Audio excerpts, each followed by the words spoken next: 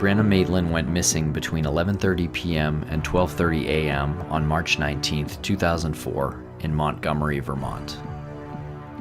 She was 5'4", 110 pounds, and 17 years old.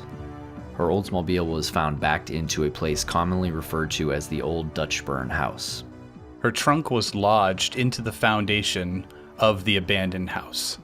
We now join the community of people, including her friends, family, and investigators, who desperately want answers after 13 years.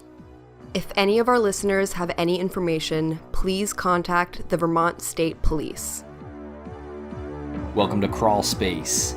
Here we are tonight talking about the Brianna Maitland case. I'm Tim. I am here with Lance and Chloe. What is up, you two? What is going on? I'm sorry I stepped on Chloe there. I should be more polite. Chloe, how are you this evening? I am doing great. No offense taken at all. How are you? Doing very well. Good stuff tonight. All good over here. What we want to do for this episode is sort of have a discussion on where we are with our Brianna Maitland coverage. So the last time we kind of did one of these was episode 4, Stranded. And then since then it was 2 interviews with Brianna's friends, Katie and Megan. And we heard some really interesting stuff from them. So we want to kind of regroup and debrief and talk about some of that and talk about some of the things that have happened since the last time we all talked like this, including those interviews and the meetings and phone calls that we've had. Exactly. I think it's something that we probably learned from doing the Maura's case, which is don't go so long without bringing the audience up to speed and doing these check-ins, doing these where we are now episodes. It's really important, especially when you have all these characters and a lot of different rabbit holes and convoluted scenarios, etc. So before we get into the details of what Katie actually said, I'm curious, Chloe, because you have had more of the contact with Brianna's friends. You heard from Katie after the interview. What was her thoughts on how it came out? She was very pleased to be involved in something that could bring more attention to the case. I think that the case has deserved more media than it's received, so I think that seeing the interview published on iTunes and on YouTube made her happy because it gave her a voice. I think it did make her feel a little bit nervous saying the things that she said. You know, these stories that she told were firsthand accounts. You know, she heard people say things, and it was a huge risk what she did. And I think although it makes her uneasy, I think it's worth it to her because she cares about her friend. And she said as much to you after the interview. And I remember when you first spoke to her before we did the interview, it was like it opened up a bit of a floodgate with memories of Brianna, and she was kind of guarded, I guess, with the initial conversation you had with her. But once she started going and remembering the good things about her relationship with Brianna, and even some of the not so pleasant details, she started sending you messages and saying, "Oh, one more thing and one more thing." With the investigation aside, do you think that this is something that might be somewhat therapeutic for people like her who have just kind of been left out to dry, kind of swinging and not having any information or any answers in 13 years? What struck me was she wanted to remember things. I specifically was asking her questions about memories, something about Brianna. Tell us a story that would make us feel like we knew her, and I could tell that she was getting frustrated because she wanted to remember good things, and she flat out said, because what happened to Brianna or whatever could have happened to Brianna, it's surrounded with such darkness that I think it went hand in hand with her kind of repressing even the good memories unintentionally, because thinking about Brianna was so heartbreaking. It kind of forced her to repress good memories, and we were talking about that phenomenon. And honestly, when I talked to her other friend, Kira Trombley, she expressed similar sentiments that the negative aspects of, well, the negativity surrounding Brianna's disappearance has made it so they've forgotten positive memories. So in that way, they're secondary victims. But I think being interviewed that way when they really have had no exposure, I think that all of a sudden she was starting to remember things. So she starts texting me, remembering that story about the hair dye and them dyeing her hair red, and the entire bathroom is still, there's still signs of that hair dye on the walls. Like, that all was coming back to her, and she actually said, you know, like, thank you so much. So I'm glad that this kind of conversation was able to facilitate positive memories to come back. Okay, and I just have one more question, or one more just some feedback or insight into the psychology of the whole thing, and then we can move on from this part of it. But do you think you said secondary victims, and for some reason that really piqued my interest, because all too often, even when we're doing these cases, every podcast that does true crime or unsolved open investigations, there's not a whole lot of talk, discussion, or even consideration of secondary victims. I don't think that's intentional at all. I just think it's something that people focus so much on the incident and the perceived victim, and they don't think about the secondary victim. And it brought out some good memories, and it brought out some sort of therapeutic response from her. Do you think between Katie and Megan, the second interview we had with Brianna's friends, do you think they're getting some sort of anger release out of this as well? Because you can sense it. Not so much in their voice, but you can sense it in when we were Skyping with them. At the end of both episodes, we gave them an opportunity to add anything they thought might be important, or say something directly to the people who might be involved. And you sort of, both of them became quite strong and fierce and powerful, and you can hear that anger. And I think that's something that's probably been an anger that's been living inside of them for 13 years now. And it is interesting to note that both Katie and Megan sort of had the same account of what they believed happened. And they believe that Brianna was the victim of a drug overdose, and some of the people she was hanging out with and some of their former friends sort of scrambled and panicked and disposed of her body. That's essentially what they said. Now, we've heard a ton of stuff about what may have happened in this case, and that is definitely close to, if not at the top of the list, that the idea of what they said and sort of that angle. But it's not the only thing we've heard, and some of the investigators in this case don't necessarily think that that's what happened. They think that they're happy that Brianna's friends are talking, and they think this is a good development. But we heard from some of the investigators, and from Bruce Maitland, actually, who alerted us that this isn't definitely what happened. You know, there is a lot of things that people have talked about, and this isn't definitively what happened. There are a lot of moving parts, and we've heard a lot of stories, and I tend to think that there's some truth in a lot of the stories that we've heard, and nothing is 100% true. But I think it's important to note, and I think it's important to say that this isn't the only angle we're looking at. You know, these other people that we've heard from, Bruce, Greg, and Lou, and some other investigators, aren't necessarily sold on the idea of an overdose.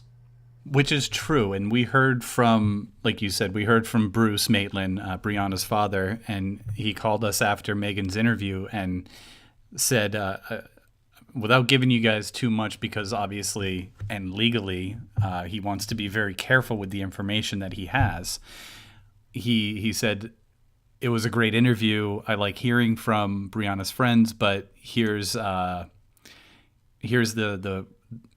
path that you might want to go down a little more. And then we hear from Greg and Overacker and Lou, and we hear the other side of it, which is this group of people that were in this small town at the time that the locals, especially the local high schoolers, especially the adolescent, teenage females became involved with probably, in their eyes, had something to do with Brianna's death.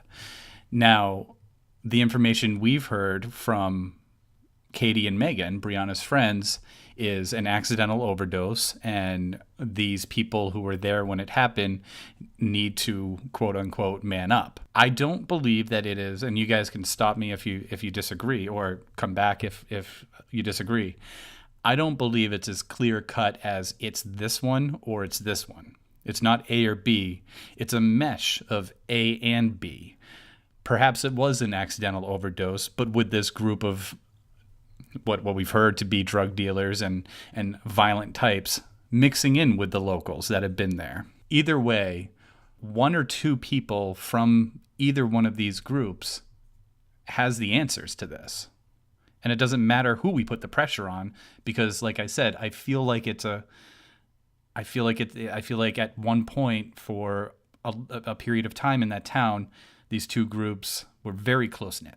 I wouldn't want to limit it to only two things that we've heard or only two outcomes, because I think we've heard more than that. And let's just get right into it, because, you know, this idea that Brianna overdosed at a party sort of goes against the thought, or what the police said, that there was a struggle in Brianna's car when she was extracted from it. Sure. So it's kind of hard to take both of those as truth. Sure, I probably misspoke or didn't clarify clearly. It's more like two groups and two scenarios that I feel like came together, and whether it I think it all had to do with drugs. And I think if she was taken from her car, which when you look at the car and you look at the evidence around the car, it does appear like she was taken from the car, that there was a struggle. Whatever happened after that fact had to do with that the people that Megan and Katie are talking about had something to do with the group that probably directly involved in that struggle.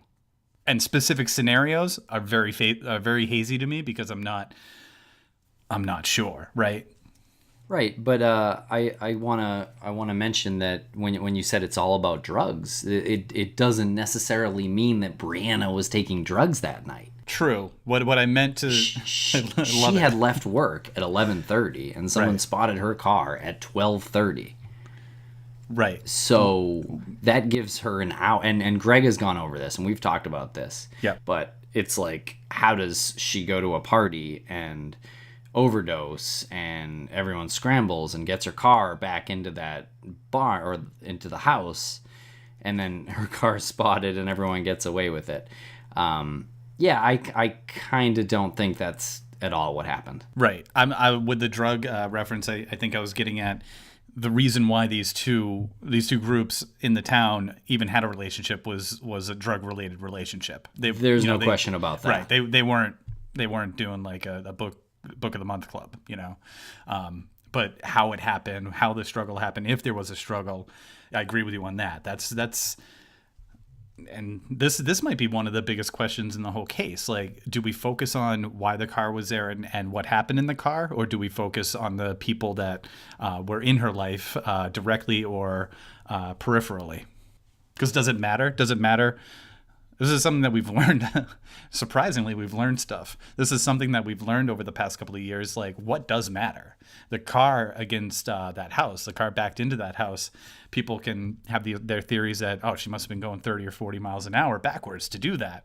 What happened there? And that's a Hollywood thing to think. But does that matter? How fast the car was going when it backed into the Dutchburn house? Yeah. I think it could. It could. It could shed a little more light on what happened at that scene. I think how her car got there could tell us whether or not there was a struggle. We had a conversation with Bruce Maitland recently, who said that he was 100% sure that she was taken from the car based on some things that he was told by the Vermont State Police, things he couldn't tell us. It's not realistic to think that that's a staged scene when you go with the theory that there was a accidental overdose and her friends didn't know how to, or the group that she was with didn't, panicked and couldn't cover it up or tried to cover it up, and then they went and staged this car in 25 minutes. Like, yeah, but see, that I could actually believe more than more than, she was taken from the car and then they staged it. I feel like it was either staged because of this overdose and these people who were on drugs did this thing that made no fucking sense to anybody but them probably in the minute, and maybe that's why it was done the way it was done. Or it happened, or it was left the way it actually happened and she was extracted from the car in some kind of struggle. When we're talking about staging a scene here, we need to think about, it could be like what Tim said, that they were just doing a spur of the moment thing in a drug-fueled state, and that's why it looks like it makes no sense. But I feel like it's too bizarre of a staged scene for it to be a staged scene. Like it's like too weird to be fake. The way that everything was found. Like if someone harmed her and then they wanted to stage her car, would they be trying to push the narrative that she got into a wreck and wandered off? What are they trying to push here? They made it look like there was a struggle. Or there really was a struggle, right? Or there really was a struggle. So if someone's trying to stage it, wouldn't they try to make it look like it was different from what it actually was? Wouldn't they want to make it look like it wasn't foul play? Absolutely, because if you're going to stage the car and make it look like a wreck, what do? You don't back it in there, right? You would probably put some sort of brick on the accelerator and just watch it go straight on into this, like as if she lost control and went straight on the into the house. The house is a weird location too. Like, why, if you're going to stage it, why are you doing it at this house? Why are you even staging this accident in the first place when you could just leave it on the side of the road? That's a great point. If it's staged, why the hell would it be there unless the party happened there? Unless something happened there. Okay. Right, unless there was a party that was there and she overdosed there. But I think what makes more sense is that was her route home or wherever she was going. But if the overdose was there, why would they ditch the car by crashing it at the scene of the crime? I want to reference the disappearance of Leah Roberts, and her car was discovered in Bellingham, Washington, and it was driven at, I think it was at a certain acceleration, maybe around 40 miles an hour, over an embankment, and it was found in the woods. And so they thought that she got into a car wreck and stumbled out, disoriented, and something happened after that.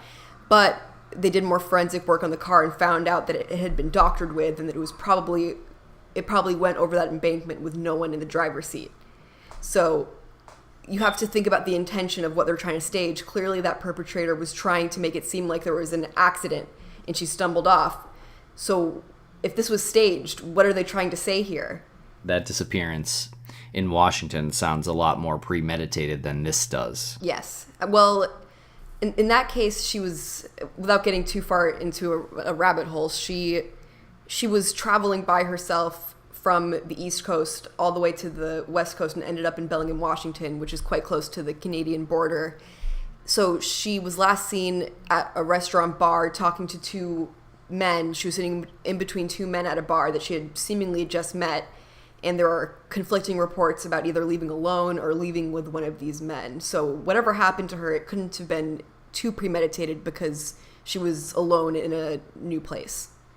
I thought that the question that I asked a few minutes ago was going to be kind of a throwaway question, but I guess it does matter. I guess it does matter when you look at the car and how it's at that location and how it's in there. How, it does matter, because then you can break it down and say, it does look like there was some sort of meetup at that location, some sort of struggle, and the struggle, became a real struggle, and that car was either put in or knocked into reverse and backed into the house. If we're right and this was a struggle and not a staged incident, then the story that Katie and Megan believe can't be true, at least to a certain level, because in that story it was an accident and people just reacted poorly by covering it up. If she was extracted from the vehicle and there was a struggle there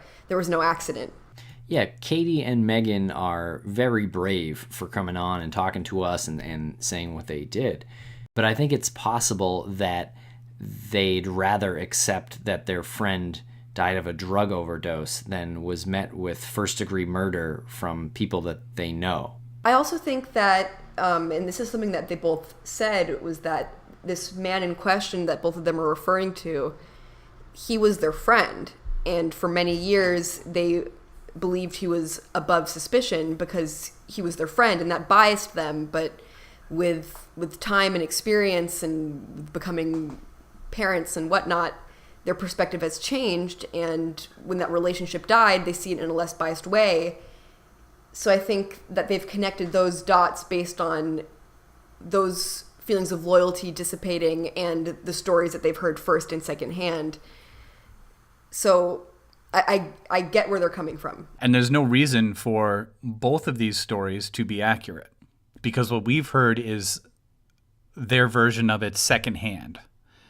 They weren't directly there to see what they described as Brianna overdosing. Only what they've heard from the person in question via someone who knows that person. There's no reason why both of these stories can't be true. If this other group of people, this bad influence that came into the town, were connected with the people that Katie and Megan are talking about, and there was a struggle at Brianna's car, and they did take Brianna to a party and did feed her drugs for whatever reason until she overdosed, and those people that Katie and Megan are talking about were there, the stories can coincide, they can come together and be accurate. That they might have seen her overdose and die, and it might have been at the hands of the people that were coming in from out of state, and from what we've heard, everyone was pretty much intimidated and very afraid of. And the rumor that, not even a rumor, right? I mean, this is a fact that Brianna was told something at the what was the store? Yeah, I'm not sure the store, but yeah, she was sort of warned to not go to work that night. Not to go to work. Yeah, and we don't know exactly what was said, but that is what we believe happened. I feel like we're pretty close to at least coming to some sort of plateau of these two groups and these theories about how it happened and where it happened. Yeah, and I don't think that, like you said, it doesn't mean that Katie and Megan's accounts aren't true, or there aren't parts of it that aren't true. I mean, like we were saying, there could be, Brianna could have been extracted from the car and then taken to a party and fed drugs and then overdosed and still disposed the same way that Katie and Megan said. So, yeah, we're certainly not disagreeing with people. We're just trying to talk it out a little bit. Right. I think that the story can still be, some parts of the story can still be true, except for the fact that there was no ill will and that there was no abduction or struggle. It still could have happened at a party. Katie firsthand heard this person saying he saw the life drain out of her. And that could mean in an accident, or it could mean because he either participated or witnessed in her death. Certainly seems to be some feelings of guilt there. But some things that we heard from Greg Overacker recently led to Burlington, Vermont.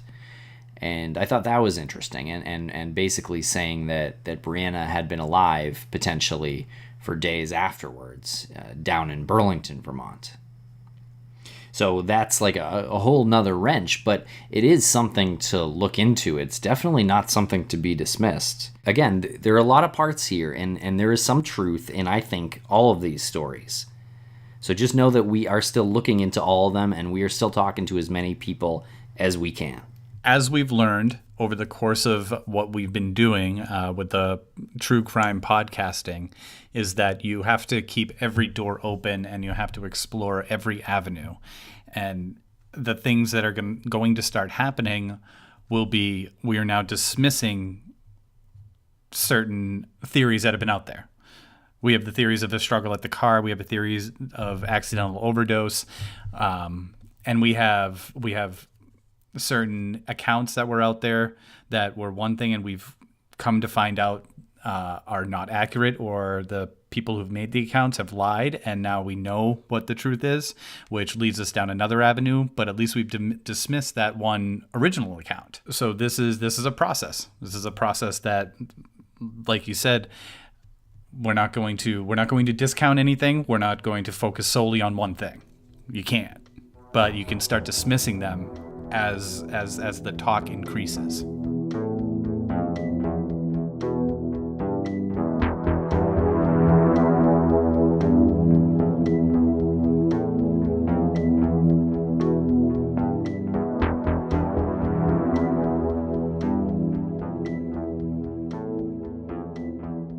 sautéed shrimp and green beans with globe tomatoes, spinach, and orzo pasta. Stop it. What is that? It's a featured upcoming meal from Blue Apron. As good as that sounds, I was really looking forward to the meatball pizza with fresh mozzarella cheese and charmed tomatoes. Doesn't the variety just sound great? I mean, choose from a variety of new recipes each week, or let Blue Apron's culinary team surprise you. Recipes are not repeated within a year, so you'll never get bored. And it's guaranteed. Blue Apron's freshness guarantee promises that every ingredient in your delivery arrives ready to cook, or they'll make it right. You can't say that about a lot of things out there. And it's easy. You know me. I love an easy meal to cook. You can cook any Blue Apron meal in 40 minutes or less. So check out this week's menu and get your first 3 meals free with free shipping by going to blueapron.com/crawlspace. You will love how good it feels and tastes to create incredible home-cooked meals with Blue Apron, so don't wait. That's blueapron.com/crawlspace. Blue Apron, a better way to cook.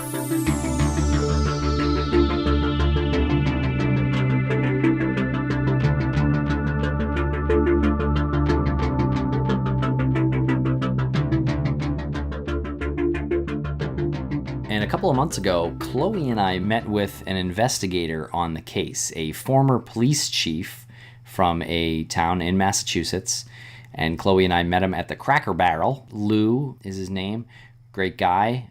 Seems to be pretty determined. Is working with something called the Center for the Resolution of Unresolved Crime, which is an organization that is also run by Sarah Stein, who is also working on this case a lot behind the scenes. And so we're trying to get Sarah for an interview. Lou told us that he didn't want to do an interview right now, but we will ask him again. But Sarah did agree to an interview, and so we're going to try to circle back and get her back for an interview soon. So I think that would be really interesting because she's very professional. She's a doctor. She's worked on a lot of cold cases and is working on the Molly Bish case behind the scenes, not to mention a bunch of other ones. And these are the 2 people who organized the tip campaign a couple months back in March, correct? Yes. So we're not talking about just a couple of amateur sleuths. Not at all. Very professional people. Hot on the trail is one expression I'll use. So it's always interesting talking to them because they know more than we do. And so their information kind of is sprinkled down to us, if you will. But it's pretty good. They're working with us, and I think they like what we're doing. So we're going to try to work with them as much as we can. Now, why was it that Lou didn't want to come on the show? Good question, Lance. You should come to breakfast next time and ask him. Well, who schedules a breakfast at on a Tuesday at 10? It was definitely a weekend. We are trying to plan another meeting with Sarah, and we'll bring Lance along this time so the 5 of us can get acquainted. Well, I mean, put me in the car seat in the back and bring me along. Some upcoming interviews we are looking forward to. The aforementioned Sarah Stein, if we can get her, that would be amazing.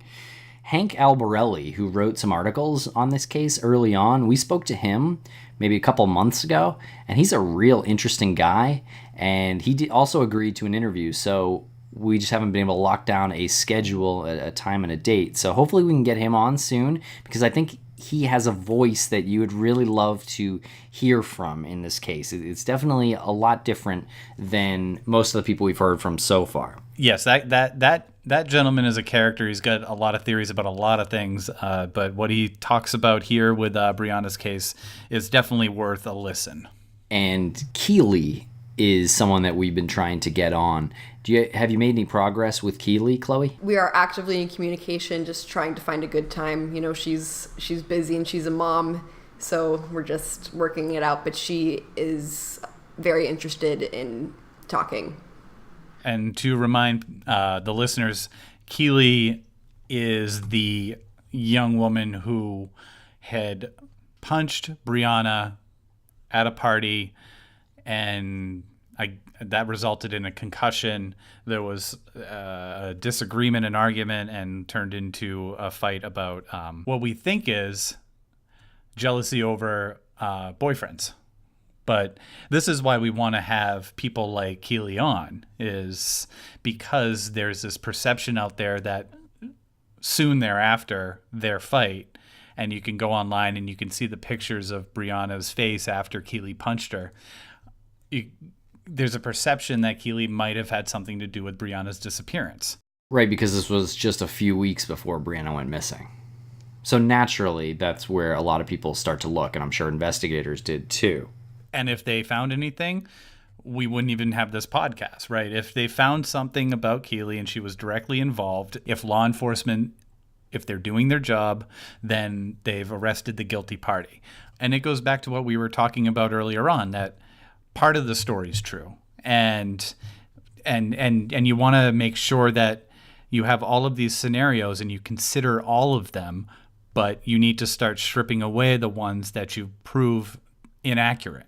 And the only way we can do that is to have people like Keely on and give an account. And then we can make a much more educated opinion. We can form a much more educated theory about their relationship and her involvement. What do you guys think? Where should we go from here? What's next? How are you feeling right now? I think for me moving forward, something that I just want to be mindful of is keeping our minds open. You know, one of the purposes of this episode was kind of clarifying that even though we shared two similar theories in our most recent interviews, that's not what we're zeroing in on. We're keeping an open mind. We're fortunate to have had so much information come at us, and we're being mindful to not make a story until we have everything that we need to actually make an informed opinion. And right now we're not there yet, but we won't be comfortable getting there until we have the evidence. I'm feeling like we have to tread carefully, not tread lightly, but tread carefully, and plot our next steps as responsibly as possible. We were just given a ton of information from Greg, obviously information that we're not going to reveal on a podcast, but it's information that we can consider and know the direction in which we're going to move on this.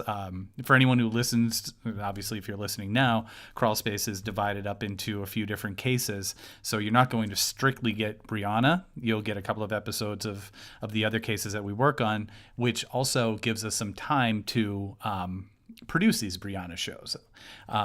To research the information that we've gotten and kind of vet out the things that aren't really important. And it's not our determination whether or not they're important. It's whether or not, you know, the people that are directly involved in the investigators will tell us, and the family will tell us, like, that's really not where you should be going. I do know that I would love to talk to the boyfriend at the time, or the ex-boyfriend at the time, James Robitelli. I think his story is extremely interesting. It's extremely interesting that we found out he touched Brianna's car the night that he saw it. And I'll leave it at that. We didn't know that before. We found out that he touched Brianna's car. So it went from one thing, now it's another thing.